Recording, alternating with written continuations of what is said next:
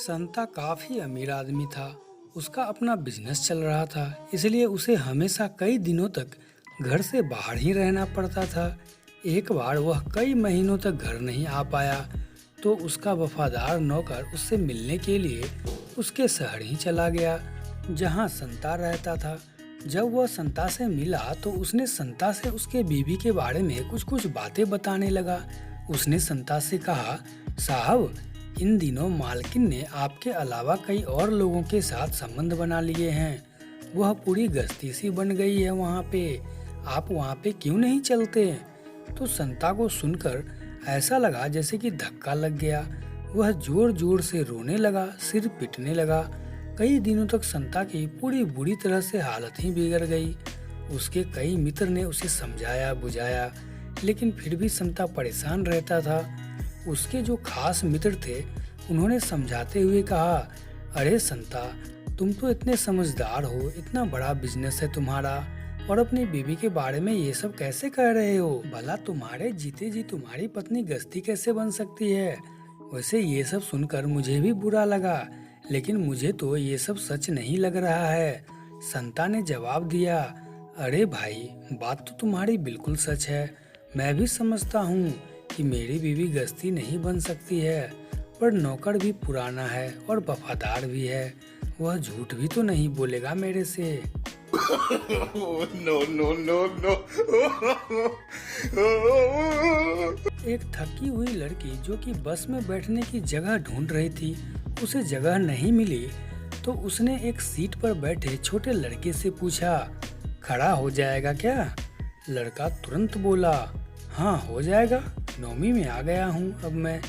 उसके बाद वह लड़की पूरे रास्ते खड़ी खड़ी गई, किसी को नहीं पूछी खड़ा होने के लिए।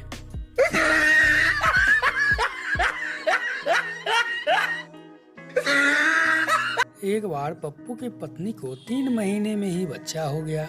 फिर पप्पू ने हैरानी से अपनी पत्नी से पूछा, अरे 3 महीने में बच्चा कैसे हुआ? वाइफ ने उत्तर दिया, तुम्हारी शादी को कितने दिन हुआ? तो पप्पू बोला, 3 महीने हो गया। फिर उसकी पत्नी ने बोला, और मेरी शादी को कितने दिन हुए? तो पप्पू ने कहा, 3 महीने। वाइफ फिर बोली, और बच्चा कितने दिन के बाद हुआ? तो पप्पू बोला, पूरे 3 महीने बाद। तो वाइफ बोली, टोटल कितने महीने हुए बताओ? तो पप्पू नाचते हुए बोलता है, ओए 9 महीने। तू कितनी प्यारी वाइफ है मेरी, बल्ले बल्ले।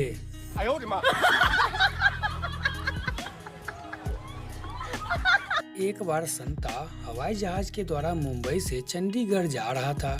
3 सीटों की कतार में उसे बीच वाली सीट मिली हुई थी, लेकिन संता खिड़की वाली सीट पर बैठ गया, जो किसी महिला के नाम की थी। जब महिला अपने सीट पर आई तो महिला ने संता से आग्रह किया कि कृपया यह सीट छोड़ दो, यह मेरी सीट है। लेकिन संता तो बिल्कुल भी नहीं माना, और संता ने कहा, मैं यहीं बैठूंगा, जिसको जो उखाड़ना है उखाड़ ले, मैं यहाँ से बिल्कुल भी नहीं हिलने वाला हूँ। उस महिला ने फिर एयर होस्टेस से शिकायत की और उसे समझाने को कहा। एयर होस्टेस आई और संता से बोली, कृपया आप यहाँ से उठकर अपनी सीट पर बैठ जाएं। यह आपकी सीट नहीं है, आपकी सीट बीच वाली है। फिर भी संता नहीं माना, तो एयर होस्टेस ने परेशान होकर कैप्टन के पास जाकर शिकायत दर्ज की। तब हार कर कैप्टन आया, लेकिन फिर भी संता नहीं माना। फिर कैप्टन ने धीरे से संता के कान में कुछ बातें कही। तब संता तुरंत सीट से उठकर अपनी सीट पर आ गया। एयर होस्टेस को बहुत आश्चर्य हुआ, तो उसने कैप्टन से पूछा, सर, आपने संता के कान में ऐसा क्या कह दिया कि वह तुरंत अपनी सीट से उठ गया? तो कैप्टन ने बोला, मैंने संता से कहा कि केवल बीच वाली सीटें चंडीगढ़ जाएगी, बाकी सभी सीटें जालंधर जाएगी।